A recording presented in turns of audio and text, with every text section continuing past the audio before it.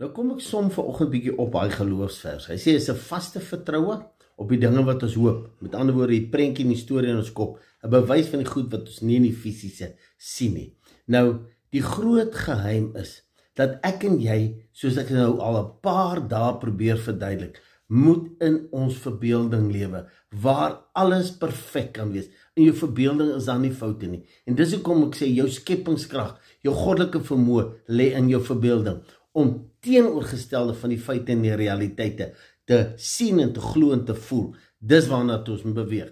En hoe meer jy in jou verbeelding gaan leef, asof dit klaar so is, die eindproduk, dan gaan jy 'n vaste vertroue kry dat niks kan anders werk nie. En dis wanneer geloof deurbreek.